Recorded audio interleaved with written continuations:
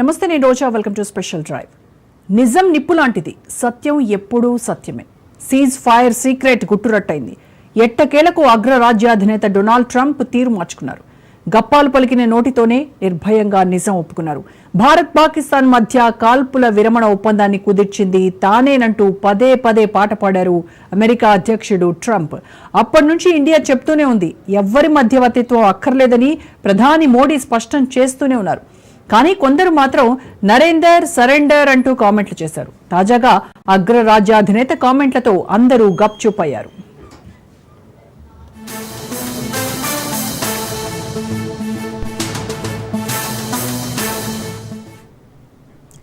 కాల్పుల విరమణ విషయంలో అమెరికా ప్రమేయం లేదని తేల్చి చెప్పారు ప్రధాని మోడీ. దీంతో మరోసారి సీజ్ ఫైర్ పై మాట్లాడారు ట్రంప్. ఎట్టకేలకు వాస్తవాన్ని అంగీకరించారు. తన జోక్యమేమీ లేదని, భారత్ పాక్ దేశాలే ఉద్రిక్తతలను పరిష్కరించుకున్నాయని ఒప్పుకున్నారు డొనాల్డ్ ట్రంప్.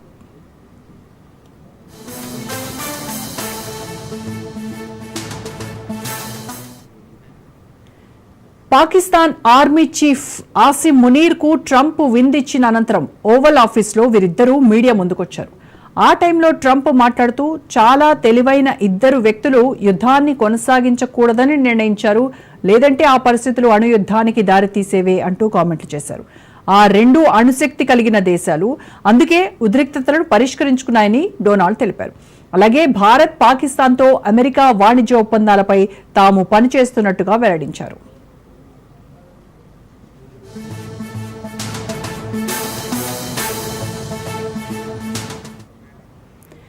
మోడీతో ఫోన్లో చర్చల అనంతరం కూడా ట్రంప్ తొలుత పాతపాట పాడారు.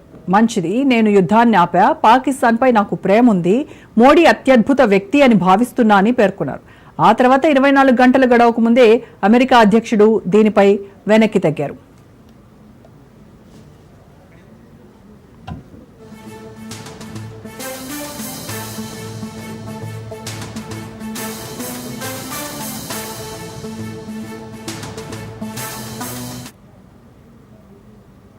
రైట్, ఇక ఇదే అంశానికి సంబంధించి మరింత విశ్లేషణ అందించడానికి ప్రముఖ రాజకీయ సామాజిక విశ్లేషకులు మురళీ మనోహర్ గారు మనకు అందుబాటులో ఉన్నారు.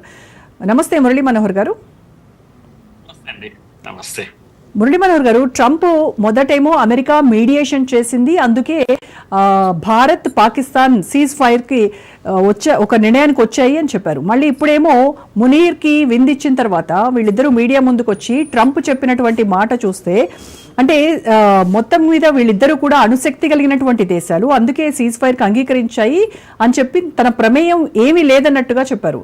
అంటే ఈ స్ట్రాటజీని ఎలా అర్థం చేసుకోవాలంటారు? అంటే ఒకటే మాటలో చెప్పాలంటే, అమెరికా పాకిస్తాన్ అలా ఒక ఏమంటాము టిష్యూ పేపర్ లా వాడుకుంటుంది, వాడుకొని పారేసేటువంటి యూజ్ అండ్ త్రో టైప్ లో అలా వాడుకుంటుంది. లేకపోతే ఆసిఫ్ మునీర్ ను, ఆయన ఒక దేశ అధ్యక్షుడమ్మా, హెడ్ ఆఫ్ ది స్టేట్. అతను ఒక హెడ్ ఆఫ్ ది స్టేట్ ఇంకో హెడ్ ఆఫ్ ది స్టేట్ తో కలిశారు, భోజనం చేశారు, విందు చేశారు. There is a meaning in it. ఏంటి అసలు ఆయన ఫీల్డ్ మార్షల్, సరే ఆర్మీ టాప్ ఆఫీసర్ అని అనుకుందాం. బట్ ఆర్మీ టాప్ ఆఫీసర్ వచ్చేసి పైగా అతిపెద్ద దేశం, బలమైన దేశం అనుకున్న అమెరికా అధ్యక్షుడితో కూర్చొని భోజనం చేయడం, ఇది పాకిస్తాన్ లో చాలా పెద్ద ప్రచారం చేస్తుంది. ఇప్పుడు టీవీ మీడియా అంతా కూడా, ఇగో ఆసిఫ్ మునీర్ గారు మామూలు వ్యక్తి కాదు, అతను అగో ఈ తెల్లవాడు అమెరికా అధ్యక్షుడే ఏకంగా మన వాడిని విందుకు పిలిచాడు, ఇద్దరు చాలా పర్సనల్ ఫ్రెండ్స్ వాళ్ళిద్దరు. ఇలాంటి పిచ్చి మాటలన్నీ ఇప్పుడు పాకిస్తాన్ లో నడుస్తున్నాయి. మీడియాలో ఉన్న వీళ్ళంతా కూడా, పాపం యాంకర్స్ అంతా కూడా అదే విషయాన్ని గొప్పగా చెప్పుకుంటున్నారు. వాళ్ళు పాకిస్తాన్ కి అంతకన్నా గొప్పగా ఇంకేం లేదు చెప్పుకోవడానికి, కనుక బాగా చెప్పుకుంటున్నారు. ఆయనకు కూడా మంచి పేరు ఉంటుంది. ఆయనకు ఆ పేరు ఇవ్వడానికి, ఆ స్టేటస్ ఇవ్వడానికి అమెరికా కూడా ఒక వ్యూహంలో భాగంగానే ఇస్తుంది. కనుక వాళ్ళు కూర్చొని లంచ్ చేయడము, పిలవడము, ఇదంతా కూడా ఒక పిచ్చోళ్ళ చర్యలాగా కనిపిస్తుంది ఒక్కోసారి చూస్తేనే. ఇంకోసారి చూస్తేనేమో, మీరు ఒక విషయం అమ్మా, నేను మళ్ళీ మీకు గుర్తు చేస్తున్నాను ఊరికే, పాకిస్తాన్ ఆర్మీ ఆఫీసర్స్ ను ఎప్పుడెప్పుడైతే ఇలా పిలిచిందో అమెరికా, అయూబ్ ఖాన్ దగ్గర నుంచి, పర్వేజ్ ముషరఫ్ దగ్గర నుంచి, అంతకు ముందు కూడా ఎవరో వ్యక్తున్నా నాకు పేరు గుర్తు రావడం లేదు, వీళ్ళందరూ అమెరికాకు వచ్చిపోయారు. ఇలాగే ప్రత్యేకమైన విందు కాకపోయినా అలా రావడము, రాష్ట్రపతి భవన్ లో వైట్ హౌస్ కు రావడం, కలవడం, వీళ్ళందరూ కూడా ఆ దేశ అధ్యక్షులు అయ్యారు. కనుక నా మాట ఏంటంటే దే హావ్ బికమ్ మాలిక్స్ ఆఫ్ పాకిస్తాన్. కనుక ఇప్పుడు ఈ రోజు today is the guest of president, America president అన్నప్పుడు అమెరికా ప్రెసిడెంట్ యొక్క గెస్ట్ గా అతిథిగా వచ్చాడు అంటే రేపటి అధ్యక్షుడు అని అర్థం. ఆ దేశం రేపటి మాలిక్ మునీర్ అంటారు. ఎస్, ఎగ్జాక్ట్ గా రేపటి మాలిక్ అయిపోతాడు. ఈనాటి మునీర్ రేపటి మాలిక్ అయిపోతాడు. ఇలా కూడా మనం ఊహించవచ్చు. ఎందుకంటే గతం చరిత్ర అంతా కూడా అలాగే, అంటే అలా ఆడుకుంటుంది ఒక్కొక్క దేశంతో. రిజీమ్ చేంజెస్ అంటాం కదా, అలాంటి చేంజెస్ ను ఈజీగా, అలాగే మనం అప్పుడప్పుడు ప్రభుత్వాలను కూలదోయడం, కూప్ అంటాం కదా. ఈ కూప్ ఇంతకు ముందు సైన్యం చుట్టుముట్టడము, రాష్ట్రపతి, ప్రధానమంత్రులు వాటిని ఆఫీసెస్ చుట్టుముట్టి వాళ్ళని అరెస్ట్ చేయడము, లేకపోతే చంపేయడము, ఇలాంటి జరిగాయి. ఇప్పుడు కొత్త పద్ధతి ఏంటంటే విందు భోజనాలతో ఒక ప్రభుత్వాలు కూలిపోతాయి అంతే.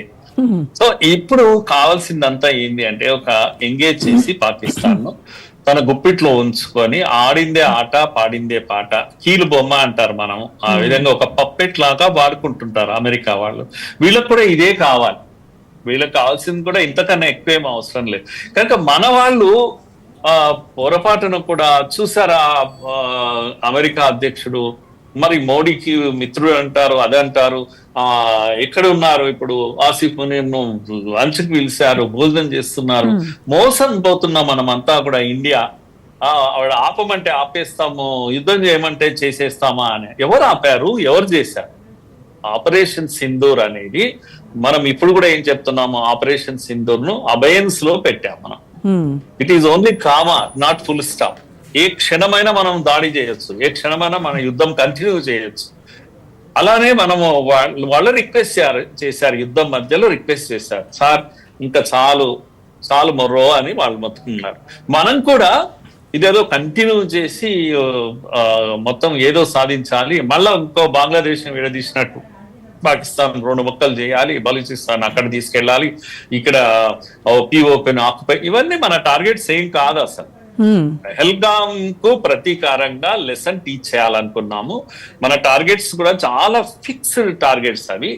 కనుక ఈ మిలిటెంట్ స్థావరాలను 8-9 స్థావరాలను ముందే అనుకున్నాము, వాటిని మాత్రమే కొట్టాము. అయినా అప్పటికి మనం అక్కడే ఆపేయాలి. వాస్తవంగా ఈ 5 రోజుల యుద్ధంలో జరిగింది ఏంటంటే 2 రోజుల్లో అయిపోవాలి. కానీ వీడు అనవసరంగా ప్రజల మధ్యకి అమృత్సర్ దగ్గర, పంజాబ్ కు అక్కడికి ఇక్కడికి ఇవి వేస్తున్నాడు చెప్పేసి మళ్ళీ రెచ్చగొట్టే చర్యలు చేస్తారు. సామాన్య ప్రజలపైకి ఇవి వేస్తున్నారు. కనుక వెంటనే మనం కంటిన్యూ చేయాల్సి వచ్చింది. ఒక్కసారి స్థావరాలను, ముఖ్యంగా వైమానిక స్థావరాలను కొట్టడం మొదలుపెట్టి 11 స్థావరాలను కొట్టేసరికి దిమ్మ తిరిగింది. ఇది ఎక్కడికో వెళ్ళేటట్టుగా ఉంది, వెళ్ళి అమెరికాను అడుక్కున్నది. అమెరికా కూడా ఇక్కడ స్థావరాలు ఉన్నాయి, అమెరికా కూడా ఒక కంపల్షన్ ఉంది, తనకు కూడా ఒక తప్పని పరిస్థితి ఒకటి ఏర్పడ్డది. కనుక అమెరికా ఏం చేసిందంటే వచ్చేసి వెంటనే పాకిస్తాన్, తాను కూడా ఇండియాతో మాట్లాడలేదని కాదు, కానీ యుద్ధం ఆపమని, లేకపోతే వాళ్ళు చెప్తే మనం యుద్ధం ఆపని వాళ్ళు చెప్తూ ఉంటారు, మన పని మనంలో ఉంటాం. అయితే ఇది ఆగాలని కోరుకున్నది అమెరికా కూడా. అసలు ఇన్ కేసు ట్రంప్ చెప్పినా కూడా యుద్ధం ఆపమని, దౌత్యం చేసినా కూడా అది వినే స్థాయిలో భారతదేశం ఉందంటారా అసలు? నో, మన టార్గెట్ మనం ముందు నుంచి కూడా పాకిస్తాన్ విషయంలో మనం ఇప్పుడే కాదు, దేశ చరిత్రలో ఏ రోజు కూడా పాకిస్తాన్, ముఖ్యంగా కశ్మీర్ విషయంలో థర్డ్ పర్సన్ జోక్యాన్ని ఇద్దరి మధ్య ఒప్పందమే ఉంది. అలాంటి ఒప్పందం ఏది, మనం ఇష్యూ ఉంటే మన ఇద్దరు ఇన్వాల్వ్మెంట్ ఉండొద్దు అని చెప్పేసి.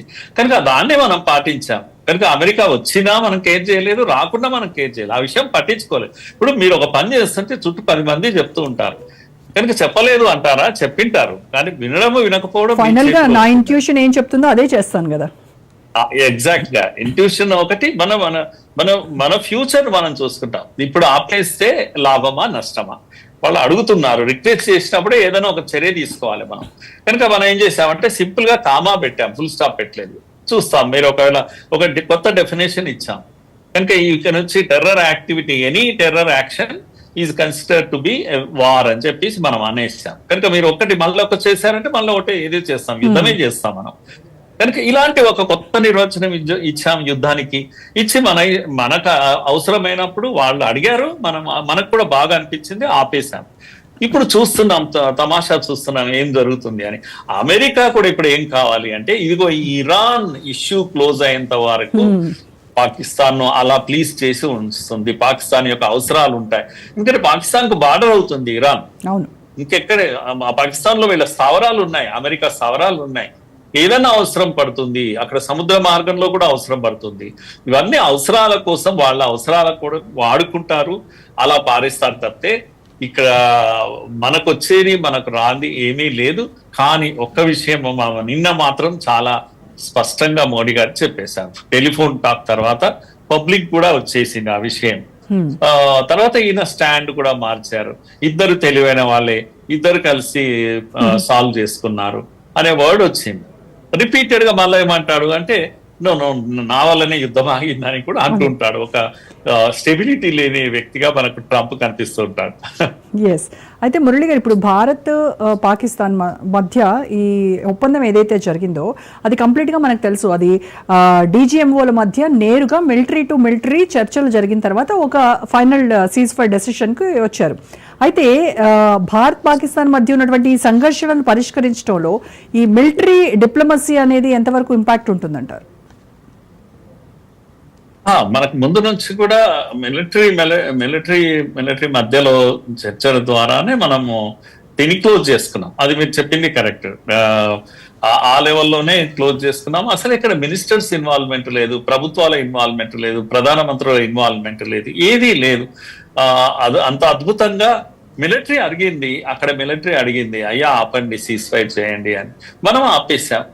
ఇది ఇంతవరకు ఇక్కడి వరకు మనకు నెక్స్ట్ భవిష్యత్తు గురించి ఇంకా మనం ఏమీ ఆలోచించలేదు. వాళ్ళ యొక్క రియాక్షన్స్ ఎలా ఉంటాయని మాత్రమే మనం వెయిటింగ్ లో ఉన్నాం. ఇప్పటికి కూడా యుద్ధం ఆగిపోతే మనం మర్చిపోకూడని విషయము, ఇండస్ వాటర్ ట్రీటీ ఎక్కడ ఉంది మరి? అది కూడా అబెయన్స్ లోనే ఉంది. మరి యుద్ధం అయిపోతే మరి మీరు రాష్ట్రపతి గారు వచ్చారు, కూర్చోబెట్టారు, మీ ట్రేడ్ నేను ఆపేస్తానని బెదిరించాడు, లేకపోతే అది చేస్తాను ఇది చేస్తాను బెదిరించాడు, దాంతో యుద్ధం ఆపేస్తారు. ఎక్కడుంది?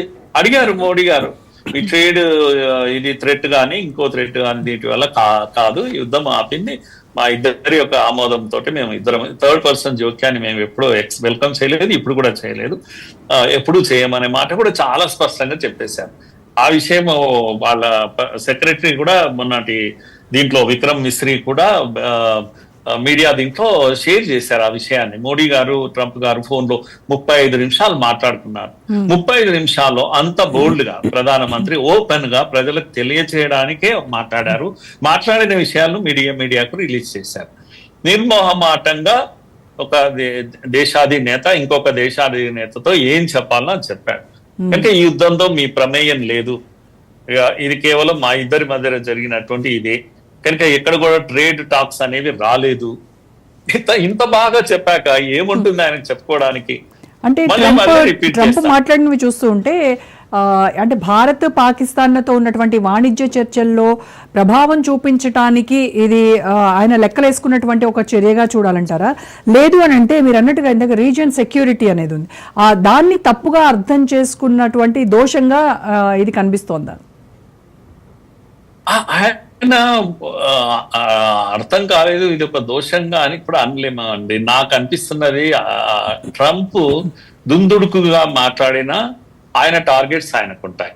ఆయన టార్గెట్స్ అంతా ఏంటి అంటే, పాకిస్తాన్ తన చేతిలో ఉండాలి, ఈ ఇండియా ఎలాగూ ఉండదు, కానీ పాకిస్తాన్ అయితే నా చేతిలో ఉండాలి, అక్కడ నా స్థావరాలు ఉండాలి, అది ఎప్పటికీ వదులుకోకూడదు. ఇప్పుడు ఇండియా పాకిస్తాన్ వార్ జరిగినంత మాత్రాన చైనా వచ్చి మధ్యలో వస్తే నాకు ప్రాబ్లం అయిపోతుంది.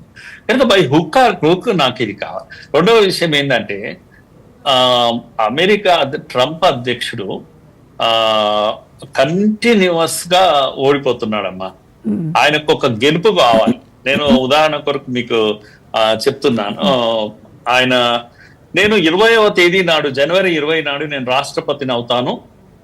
21 నాటికి నేను వార్నింగ్ ఇస్తున్నాను, హమాస్ కు వార్నింగ్ ఇస్తున్నాను, 21వ తేదీ లోపల మా ఖైదీలు, ఇజ్రాయెల్ ఖైదీలను అందరినీ కూడా హ్యాండ్ ఓవర్ చేసి ఉండాలి, లేనట్టయితే చూడండి నేనేంటో చూపిస్తాను. ఇలా మాట్లాడాడు. ఆ ఉత్తర ప్రగల్భాలు అని అంటుంటారు, అప్పుడప్పుడు మనము వింటూ ఉంటాం మన దగ్గర. అలాంటి గొప్పలు చెప్పుకుంటాడు. కనుక నేను గెలవబోతున్నాను, గెలిచాక 24 గంటల్లో ఉక్రెయిన్ రష్యా యుద్ధాన్ని నేను క్లోజ్ చేసేస్తాను, శాశ్వత పరిష్కారం చేస్తాను. ఇలాంటి ఒక 10 ఉన్నాయమ్మా ఆయన స్టేట్మెంట్స్. ఎలక్షన్ క్యాంపెయిన్ లో గానీ ఆ తర్వాత గానీ చాలా గొప్పగా చెప్పుకున్నాడు. ఎక్కడ ఉంది మరి నీ ఖైదీలను ఎవరు హ్యాండ్ అవుట్ చేశారు? ఎక్కడ ఉంది వారు, రష్యా ఉక్రెయిన్ వారు ఎక్కడ ఉంది? ఈయన చెప్పిన మాటలన్నీ ఎక్కడ పోయినాయి మరి ఇవన్నీ కూడా? కనుక ఏది చేయలేకపోయాడు ట్రంప్. ఒక గ్లోబల్ లీడర్ గా తాను ఏదైతే స్టాండర్డ్స్ మెయింటైన్ చేయాలో అవి చేయలేకపోయాడు. మళ్ళీ సౌత్ ఏషియాలోనే పీస్ మేకర్ అని చెప్పుకుంటారు. ఎస్, ఆయన చెప్పుకుంటున్నాడు, అది కావాలని అనుకుంటున్నాడు. ఒబామా మాదిరిగా తనకు కూడా ఒక పేరు రావాలి, అవసరమైతే అదేంటి అవార్డు రావాలి ఇది అని, పీస్ అవార్డు తీసుకోవాలి, ఇలాంటివన్నీ కోరికలు ఆయనకు ఉన్నాయి. కానీ ఈ ఒక గెలుపు కోసం ఏంటంటే ఇందులో ఇన్వాల్వ్ అయ్యాడు. నేనే ఆపేశాను ఈ ఆపరేషన్ సింధూర్నంతా కూడా, దాని నా ఫలితమే, నా కారణంగానే ఇదంతా జరిగిందని ఫస్ట్ గొప్పగా చెప్తున్నాడు. కానీ ఇండియా ఇంత ఫర్మ్ గా ఉంటుంది, ఇండియాకు ఒక వెన్నెముక ఉంది, ఇండియాకు ఒక ఆత్మాభిమానం ఉంది. కానీ పాకిస్తాన్ లా అడుగులకు మడుగులు ఎత్తేటువంటి వ్యవహారం మన దగ్గర ఉండదు. పాకిస్తాన్ లో ఆర్మీ జనరల్స్ డామినేషన్ ఉంటది, వాళ్ళ ప్రైమ్ మినిస్టర్ పెద్ద వాల్యూ లేదు. కనుక వాళ్ళంతా కూడా వాళ్ళ అక్రమ సంపాదన, మీరు చరిత్ర కనుక చూసినట్టయితే పాకిస్తాన్ జనరల్స్ అందరు కూడా, నేను ఇంతకు చెప్పిన ఎవరెవరైతే అదేంటి ముషరఫ్ గాని, అయూబ్ ఖాన్ గాని, వీళ్ళందరూ దేశాధ్యక్షులు అయ్యారో వాళ్ళ స్టోరీస్ చూసినట్టయితే మీరు ఏం కనిపిస్తుందమ్మా, వాళ్ళ అక్రమ ఆస్తులు అన్ని కూడా తీసుకెళ్లి అలా లండన్ లో కానీ, అమెరికాలో కానీ, లేకపోతే మహా అంటే కొద్దిగా ఈ ఇస్లామిక్ కంట్రీస్ 1-2 ఉన్నాయి, అక్కడ పెడుతూ ఉంటారు వీళ్ళు. పెద్ద ఎత్తున అక్కడ ఇన్వెస్ట్మెంట్స్ కూడా పెడుతూ ఉంటారు. మీరు కానీ రోజు పొద్దున్న లేస్తే గొప్పగా ఏం మాట్లాడతారు, అమెరికా సంగతి చూస్తాం మేము, లేకపోతే లండన్ బ్రిటన్ సంగతి చూస్తాం అని ఇట్లా మాట్లాడుతూ ఉంటారు. వాళ్ళకి కూడా నవ్వుకుంటూ ఉంటారు వాళ్ళు. ఎందుకంటే వీళ్ళే దొంగలు, అసలు ప్రజలు దొంగలు ఏం కాదు. వీళ్ళంతా కూడా ఏ పని చేయలేరు, అమెరికాకు వ్యతిరేకంగా ఒక్క చిన్న అడుగు కూడా వేయలేరు. ఎందుకంటే వీళ్ళ ఆస్తులు అన్ని కూడా అక్కడ ఉంటాయి కనుక వీళ్ళు ఇలా మాట్లాడుతూ ఉంటారు. వాళ్ళు చెప్పింది వాళ్ళ చెప్పు చేతుల్లో ఉంటారు. అందుకే కనుక ఇది చాలా గొప్పగా కనిపిస్తుంది. ముషరఫ్ యొక్క ముషరఫ్ కాదీన అసీం ఏదైతే పిలిచారో లండన్ లో లంచ్, అమెరికాకు లంచ్ కి ఏదైతే పిలిచారో, ఇది పాకిస్తాన్ లో వేనోళ్ళ పొగుడుతున్నారు. పాకిస్తాన్ ప్రజలు ఎంత అమాయకులు అంటే, పాపం ఈ మా యొక్క ఆర్మీ జనరల్ కు, ఫీల్డ్ మార్షల్ కు ఆహ్వానం అమెరికా అధ్యక్షుడు స్వయంగా పిలిచారు. బెస్ట్ ఫ్రెండ్స్ అయిపోయాం అనే ఫీలింగ్ లో ఉన్నారు వాళ్ళు. ఇంకా పర్సనల్ ఫ్రెండ్షిప్ లాగానే ప్రొజెక్షన్ చేస్తున్నారు. కనుక ఇది మనకు సంబంధం లేనటువంటి విషయం. మనము సరెండర్ లేకపోతే అది చెప్పేసి మోడీ ఈ మాటలు మాట్లాడడం ఏతుందో అది మన స్థాయి. మోడీ మొదటి నుంచి చెప్తున్నారు సార్, అంటే థర్డ్ పార్టీ ఇన్వాల్వ్మెంట్ లేదు, ఇది ఖచ్చితంగా 2 దేశాలకు సంబంధించి మిలిటరీ మధ్య చర్చలు జరిగి దీన్ని సీజ్ ఫైర్ కి మేము ఒప్పుకోవడం జరిగిందని చెప్తున్నప్పటికీ ట్రంప్ మాత్రం నేనే ఆపాను కానీ కాసేపు లేదు వాళ్ళిద్దరు ఆ 2 దేశాలు చాలా తెలివిగలవి, వాళ్ళు 2 అణుశక్తి కలిగేవి, అందుకోసమే తెలివైన నిర్ణయం తీసుకున్నారు అని ఈ రకంగా మాట మార్చి చెప్తున్నప్పుడే మనము థర్డ్ పార్టీని ఎప్పుడైతే మరి తిరస్కరించామో, ఇది అంటే మన ఫారెన్ పాలసీ పైన ఏదైనా ఎఫెక్ట్ పడేటువంటి అవకాశం ఉంటుందంటారా ఇన్ ఫ్యూచర్? మనకు అసలు ఇది కాంగ్రెస్ ఉన్నప్పటికీ కూడా, ఇందిరాగాంధీ అప్పటి నుంచి కూడా మన పాలసీ ఇలాగే ఉంది. ఏ రోజు కూడా మనము మార్చుకోలేదు, థర్డ్ పర్సన్ ఇంటర్ఫియరెన్స్ మనం కోరుకోలేదు. ఇప్పుడు కూడా అంతే, ఇదేం కొత్తది కాదు, మోడీ కొత్తగా చేసింది ఏం కాదు. ఎందుకంటే మన ప్రభుత్వాలు, మన యొక్క నాయకులకు ఒక స్టాండర్డ్స్ ఉన్నాయి. మరి ఇంత సరే కొన్ని విషయాలు ఉండొచ్చు, విమర్శలు చేసుకోవచ్చు అపోజిషన్స్, కానీ అలా దిగిపోయేటువంటి పరిస్థితి మనకు ఎప్పుడూ లేదు. అలా దిగజారలేదు, ఏ రోజు కూడా ఈవెన్ చైనాతో మనం ఓడిన రోజు కూడా మనం ఏం దిగజారలేదు, నెహ్రూ ప్రభుత్వం కూడా. కనుక ఇప్పుడేం కొత్త పాలసీ ఏం కాదు మోడీ గారు తీసుకున్నటువంటి. కాకపోతే వాళ్ళు ప్రచారం చేసుకున్నారు, అందరూ నవ్వుకున్నారు, ప్రపంచం అంతా నవ్వుకుంది. మన దగ్గర కూడా ఆపోజిషన్, ముఖ్యంగా రాహుల్ గాంధీ బిలో స్టాండర్డ్స్ దీంతో అలా మాట్లాడకూడదు. చాలా మంది అపోజిషన్ లీడర్స్ చాలా గొప్పగా వ్యవహరించారు. మొన్న ఆపరేషన్ సింధూర్ యొక్క అవుట్ రీచ్ ప్రోగ్రామ్ లో ఎంత డిగ్నిఫైడ్ గా దేశ చరిత్రలోనే ఇది మొదటిసారి ఇంతమంది సుమారు ఒక 50 మంది నాయకులు, అది అపోజిషన్ లీడర్స్ ఇన్ని దేశాలకు వెళ్లి చుట్టొచ్చి మన పాలసీ ఏంది అసలు జమ్మూ కాశ్మీర్ విషయంలో, లేకపోతే టెర్రరిజం విషయంలో ముఖ్యంగా మన పాలసీ ఏంది. ఇప్పుడు కూడా మొన్న భోజనం తర్వాత కూడా ఆమె విక్రమ్ మిశ్రీ చెప్పినటువంటి విషయం ఏంటంటే, మా ట్రంప్ గారు ఇండియా స్టాండ్ ను వింటున్నారు, ముఖ్యంగా కశ్మీర్ విషయంలో అర్థం చేసుకునే ప్రయత్నం చేస్తున్నారు. అంటే అర్థం ఏంది అంటే, మనము ముఖ్యంగా టెర్రర్ యాక్టివిటీ విషయంలో మోడీ స్టాండ్ కానీ ఇండియా స్టాండ్ కానీ మేము అర్థం చేసుకునే ప్రయత్నం చేస్తున్నాం. అంటే థర్డ్ పర్సన్ ఇన్వాల్వ్మెంట్ ఏ రోజు కూడా ఇండియా అగ్రి కాకూడదు అనేది దాన్ని ఇప్పుడు వాళ్ళు అర్థం చేసుకునే ప్రయత్నం చేస్తున్నారు. ఇదా స్టాండ్, అనవసరంగా నేను నోరు పారేసుకున్నానే అనేటువంటి ఒక పరిస్థితి ట్రంప్ కి ఏర్పడ్డది.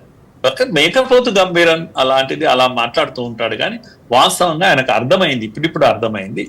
గొప్పగా ఏదో మామూలు దేశాన్ని కొట్టేసినట్టుగా కొట్టేయడానికి వీల్లేదు. India is something different. India is a huge country.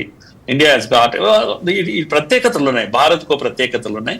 ఇప్పుడు ట్రంప్ అర్థం చేసుకునే ప్రయత్నం చేస్తున్నారు. అందుకే మన రిలేషన్స్ లో కూడా తేడా రాదు. మీరు అడిగిన ప్రశ్నకి ఏంటంటే, ఫ్యూచర్ లో ట్రంప్, ఇప్పుడు మీరు చూడండి ఇరాన్ యుద్ధం తర్వాత నేను చెప్పాను కదా పాకిస్తాన్ ను ఎంత ఘోరంగా ఇల్ట్రీట్ చేస్తారు వీళ్ళు, ఇదే తెల్లవాళ్ళు అంటే అంత మనకే దయ వస్తుంది, అయ్యో పాకిస్తాన్ ఇలా అయిపోయింది అని. ఎందుకంటే అలా వాడుకొని అలా పారేసేటువంటి ఒక యూజ్ అండ్ త్రో పద్ధతిలో వాళ్ళు వ్యవహారం చేస్తారు. పాకిస్తాన్ కూడా అక్కడ ఉన్న అధికారులు ముఖ్యంగా నీచమైన ఆలోచన ఉన్న వాళ్ళు, ముఖ్యంగా ఆ పంజాబ్ సర్కిల్ అలాంటిదమ్మా. ఈ పాకిస్తాన్ అంటే ఈ సిచ్యువేషన్ లో మనము తిరస్కరించినప్పటికీ థర్డ్ పార్టీ అంటే కాశ్మీర్ పై మధ్యవర్తిత్వం చేయొచ్చు అని ట్రంప్ చెప్పారు. మరి ఇన్ ఫ్యూచర్ అయితే భారత్ పాక్ మధ్యలో ఉన్నటువంటి మేజర్ ఇష్యూ అయితే అది ఉంది. దాన్ని రిజాల్వ్ కోసము ఖచ్చితంగా అప్పుడు మరి మనం ట్రంప్ అంటే అమెరికా సహాయం తీసుకోవాల్సి ఉంటుందా? నో, ఎందుకంటే అమెరికా ఆఫర్ చేస్తుంది, మేము కావాలంటే మధ్యవర్తి వహించడానికి మేము సిద్ధము, జమ్మూ కాశ్మీర్ ఇష్యూలో మేము సహాయం చేయడానికి సిద్ధంగా ఉన్నాం. కానీ మనం సహాయం తీసుకోవడానికి సిద్ధంగా లేము, ఎందుకంటే జమ్మూ కాశ్మీర్ సమస్య సాల్వ్ అయిపోయింది. ఎందుకంటే ఇంకా ఇష్యూస్ పెండింగ్ లో ఏమీ లేదు. ఏ రోజైతే 370 తీసేసామో అది విలీనం అయిపోయింది కంప్లీట్ గా.